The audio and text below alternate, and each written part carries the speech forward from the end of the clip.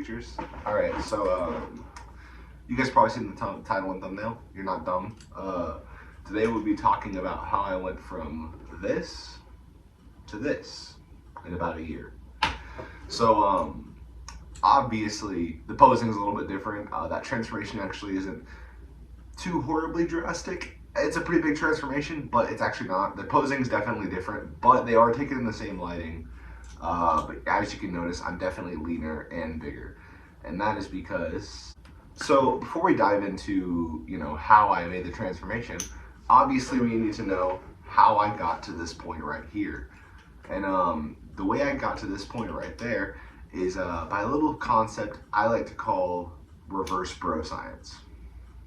I don't know if this has ever been brought up or there's a technical term for it, but I call it reverse bro science. So I'll go ahead and explain what reverse bro science is to you real fast. So what is reverse bro science? So as we all know, how does a bro typically lift? Bro science is typically just categorized as fitness information that is just kind of like a myth, basically. Some of it's valid, some of it's not. It's generally seen as a bad thing though. And so the typical bro is, your typical guy who trains, he's your typical guy who's only seen every single Monday doing chests, working on his titties, and also just arms, that's it. He's just working on titties and arms all the time, skips leg day, legs literally look like this. I don't have to make any modifications because this is how they look. But yeah, he's got some big old bazubas, and he's got some good biceps because he neglects his triceps, and that's about it, right? This is your typical bro. Now, if you spend any time on the internet, fitness YouTube or anything like that, you'll see this kind of guy demonized, basically. Which, I mean, as it should be. This is not a good way to lift or do things. So it gets demonized. So whenever somebody's at this bro phase, they kind of go through a little timeline, right?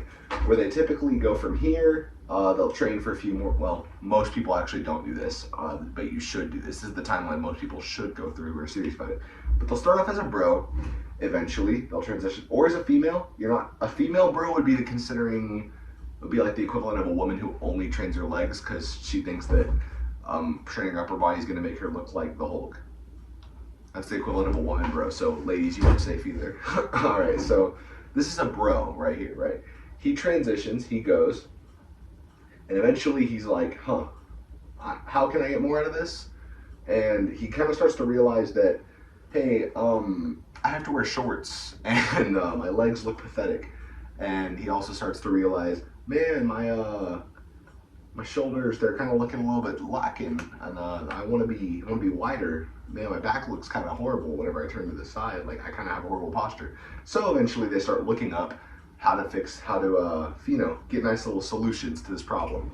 So they go to the internet, They'll go to the internet to look for information, eventually developing into a more full program. After seeing how all this stuff is demonized, they'll go to a more full program that focuses more on their back, that good old Dorito action, and focus more on their back and, their triceps and their legs, all kinds of stuff, It'll be over here in this weird phase that's just this giant amalgamation of shapes. It's because it's focusing more on all their other muscle groups that are not just their chest and arms. So now, if we go right here, this is how I work. I never had this bro phase because I have a keen obsession with information. So as soon as I started, was okay, I'm gonna work out. I basically went straight to the internet and was all right, I'm gonna watch all the biggest content creators and everything like that. And so what happened was all I heard was the demonization of the bro split. So basically, I never had this phase, and I just skipped straight to this phase right here, I skipped straight to the demonization of the chest and arms, guy who only trains chest and arms.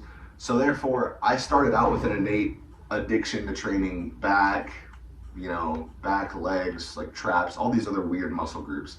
And if you look at that picture of my physique that I popped up, the most lagging muscle groups are the chest and arms. And that is because I never built my base correctly, which brings us to the topic of this video, which is how I fixed it. I built my base. So that reverse bro science isn't the only thing that led to me having that physique, basically. Other things that led to it are, one, my chest genetics just aren't very good, obviously. I wanted to have a bigger chest, I just didn't want to be that, I just wanted a bigger back more. So my back was a little better than my chest at the time for a while. My shoulders also, like they don't have the best lighting in that picture, but my shoulders were my best muscle group. They still are my best muscle group. But basically, the other thing I was lacking was fundamental strength. Like, I didn't build a base. Is that base I was talking about, Sainu?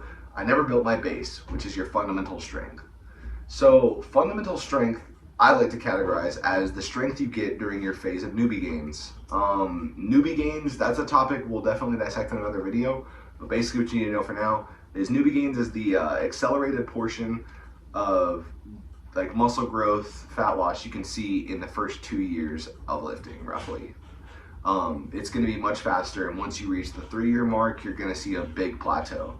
That is unless you do what I did, which is not use up all your newbie gains. Your newbie gains are kind of like, they're not like you have a two-year time limit.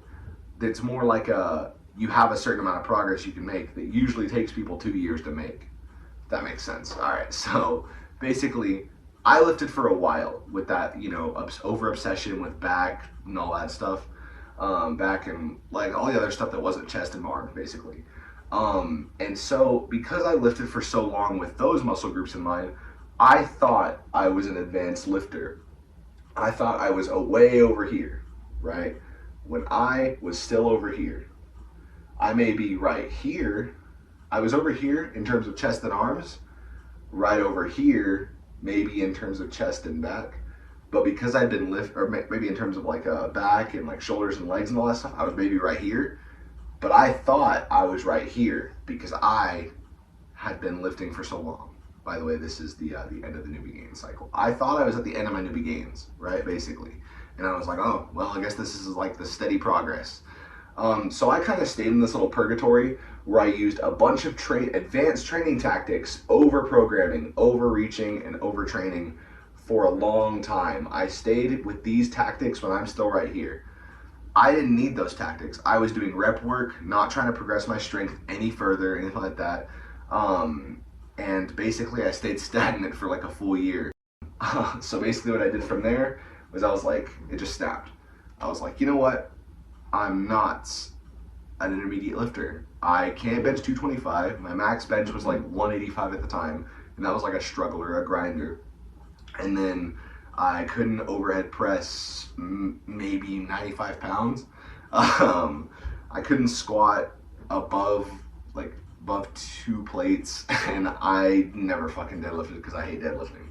And I was like, man, there's no way that, like, I'm not going to use that as an excuse. I'm not going to use genetics as an excuse. I'm just going to go back and do a beginner program. Like, I went back and I was like, you know what? Fuck all this, basically. Fuck this middle stage. I'm going to treat myself like I'm right here for every muscle group. So maybe my shoulders and back took a little bit of backseat, but whenever I started progressing like I was here again, I went back to a standard, like, strength program, trying to go up in weight every single week. Basically, I used fundamental movements, tried to progress in strength with those, and eventually, just adding 5 pounds each week, I was able to progress to this phase, and all of my muscle groups were at this phase now. And then they progressed further, and then right here is where I hit my plateau, which is right at the end. I fully crossed this barrier, and now I'm officially in the intermediate stage at that point. Okay, so these are basically the movements I used to progress my strength during this beginner program. I used very fundamental movements, but I used variations of them that didn't require me to have a spotter and that I felt safe really, really pushing it with, Like, I feel like one of the biggest things that people hold themselves back on is mindset, and that's a huge thing I was holding myself back on. I assumed if I went up in weight, I would get crushed to death. Newsflash, that didn't happen. I was just psyching myself out.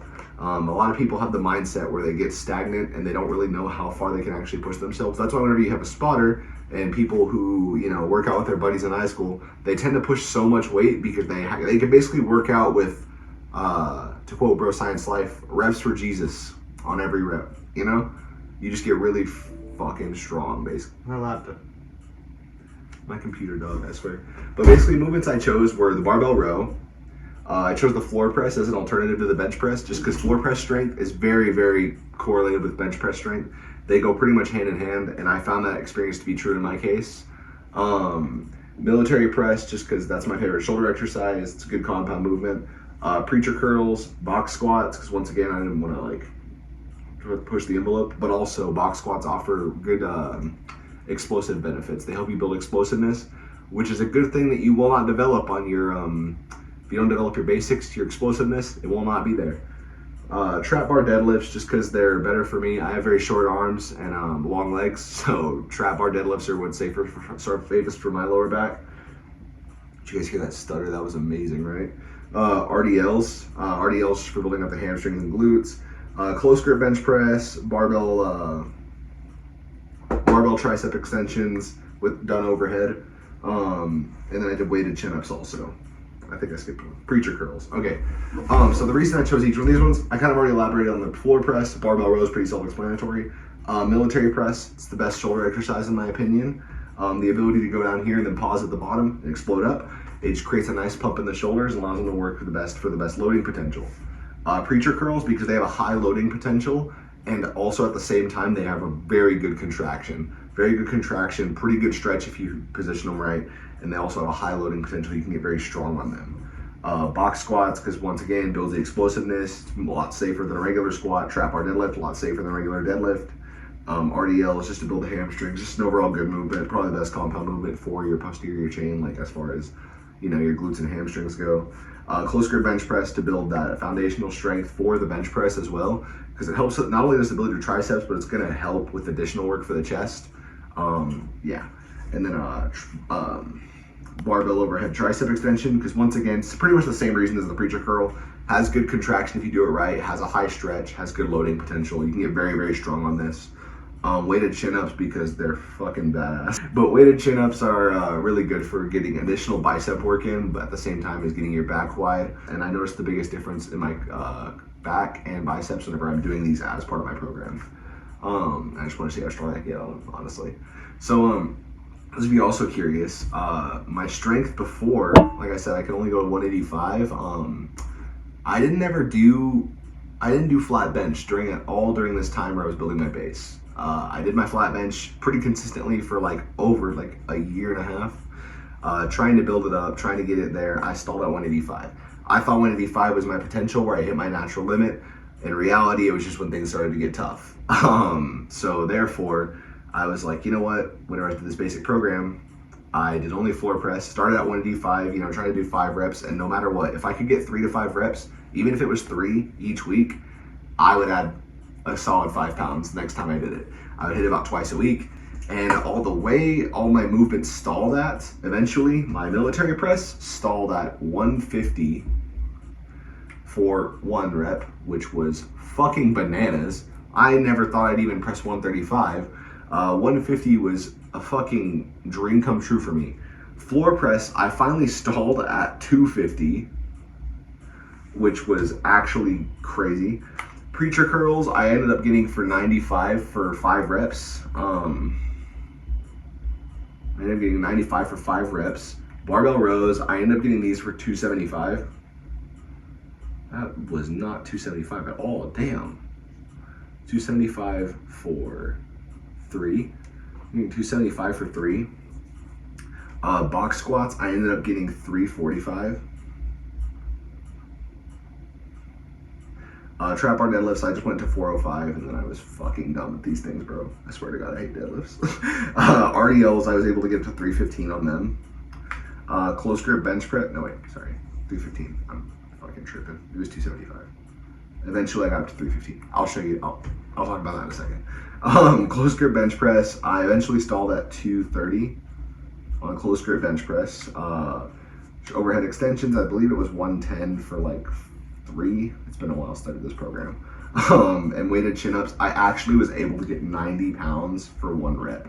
Just extra 90 pounds strapped around my waist. Now, I never would have known that this was actually my strength potential if I didn't go back and do a basic program. So I guess the message to this part is make sure you're doing a well-balanced program. Don't overtrain. Don't pretend you're more advanced than you are, because I was literally training for 2 years, wasted a bunch of time, and built so much of that base. Now, I know what you guys are thinking. There's no way I made that transformation with just the newbie gains I had left over. And you're right. So let me go ahead and dive into what else I had. You guys remember Mr. Titties over here? Mr. Titties and Buys over here. The medium stage, intermediate, and then late stage intermediate, right? You guys remember beginner, late stage beginner, intermediate, right?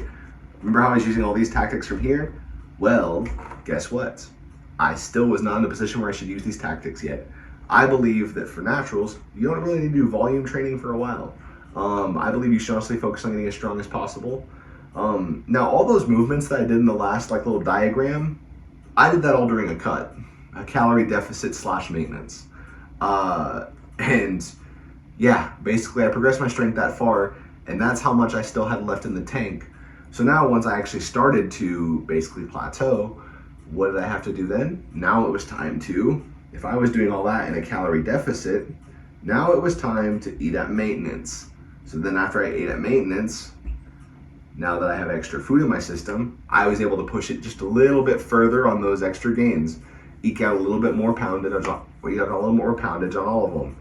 And now that I was eating at maintenance, and then once I started stalling right there, now it was time to change up my routine. Finally start incorporating some other tactics, right? Because I realized now it's time to start incorporating all my extra delt work, all my extra bicep work,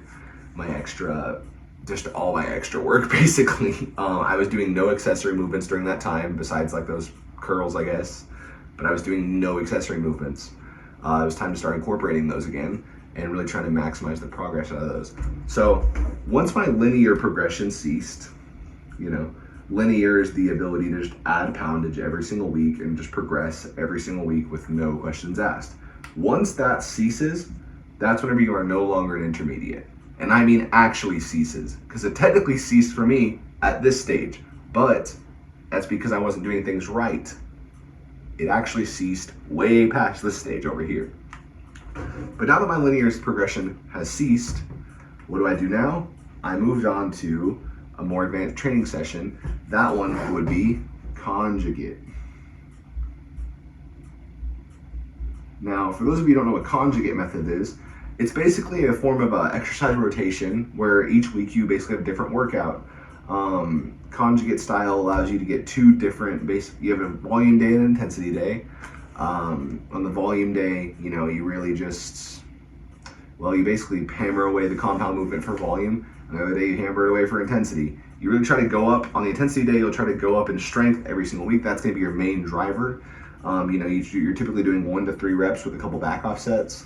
And then on your volume day, you're typically doing some kind of overall builder for it to get more efficient at the movement. But that's not all. The reason you change it, it's big on exercise variation. So you'll also choose variations for the next couple weeks that help you get through the movement better. For example, I was doing the floor press, right? Technically the floor press is already a variation of the bench press. So what I would do is say day 1, I would do my, 1 rep max of the floor press, followed by 2 back off sets, right? That would just let me get some extra volume in to build my chest. This would let me get the strength. Once you're doing 1 rep max training, 1 to 3 rep max training, you are really getting a good strength benefit. Once you do more strength, you get more strength. And now my day 2, I would do maybe do a floor press with bands, bands strapped around the weights to make the resistance curve different. And I would do the banded variation for maybe 3 sets of 10. I wasn't gonna write all that down because you guys probably already can't understand my dyslexic ass handwriting. So week 1, we're not done yet, you know? So now that I have week 1, which would be floor press, which will help me build the explosiveness out of the mid portion of the bench press. The floor press will help me build the explosiveness from the midpoint of the bench press, right? Also the bottom, but it'll help me from that point. So now I'm like, okay, what are the other movements in the bench press?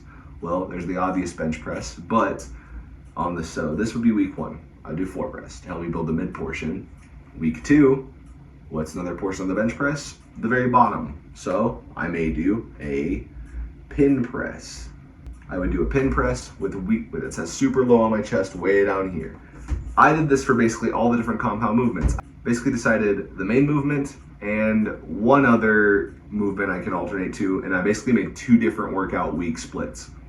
Now I would alternate between these 2 splits until I saw plateaus completely. Then I added in a third week, 3. So I added in week 3. Now week 3 might be something like week 3, let's say week 3 was just the bench press. Week 3 was just the regular old bench press. Now from there, I have 3 variations. Then I would add in a 4th week, and so on and so forth. I really only typically ever went up to 4 weeks, and if you're not making progress on 4-week waves, your only solution is to eat more food, bro. But yeah, or just wait longer. That's about it. But eventually, this is how I eked out a little bit more, gains a little bit faster. Now, and eventually, I'm at a point where this kind of plateaued after a while, right? And now, that is actually where we are at today. Now my movements and my training splits are a little bit more advanced. I'm really careful with calculating the volume. I'm essentially kind of back to where I was in the beginning, but with my base completely built. And that's is pretty much it. I'm sorry if this was a little bit confusing. It's a little bit of a confusing topic. I will definitely remake this if I need to. If I get enough comments that say, yo, you need to remake this, your ADHD like crackhead brain is just not working for me, I'll definitely remake it. But I just kind of wanted to share you guys how I made this little transformation from here to here. It's simple, just basically progressing your strength movements, get a control on your diet, build a program that really makes sure you're hitting every single muscle group, and don't think you're more advanced than you are. It's okay, be humble enough to go back and redo things, you know? Don't be scared that you're gonna quote unquote lose progress, because whenever I ditched all my extra delt training, like I was probably doing 20 sets for my side delt a week on those more in the beginning there, whenever I thought I was more advanced than I was probably doing 20 sets for my side delts. I swear to God, whenever I literally cut out all side delt training, did only presses, my side delts got bigger. Like then now, I literally am incorporating my side delt work, and my delts are now my best muscle group, basically. It's just kind of like, you just kind of gotta find things that work for you. Same goes for my biceps. Thought my biceps were gonna shrink only doing preacher curls. Nope, they got bigger. Thought my chest was gonna shrink, not doing any chest press or bench press or anything like that. Nope, got much bigger. Basically my entire body saw such good benefit from just doing overall strength training and strength building. I actually got leaner just because all the compound movements were just working and doing wonderful things for my body. Yeah, but if you're natural, like, don't think you hit your plateau before you've hit it. Make sure you can eke out every last bit of gains, because you can make them for a very, very long time. The way I program, I'm effectively still making linear gains. Effectively. My strength stalls every now and then, but if you know the right tactics, you bust right through plateaus, and you know how to get around them. And all your basics knowledge, your bro science, and your advanced knowledge all comes together. But of course, you guys don't have to worry about that, because you have me to explain everything in my ADHD crackhead fashion on this whiteboard. Anyways, thank you guys for watching. This thing is very warm by now. And as always, I'll make sure you like, share, subscribe, and leave your feedback in the comments below. I am definitely looking for feedback. And let me know if this was helpful. Thank you all. Tell me pretty lies, look me in the face. Tell me that you love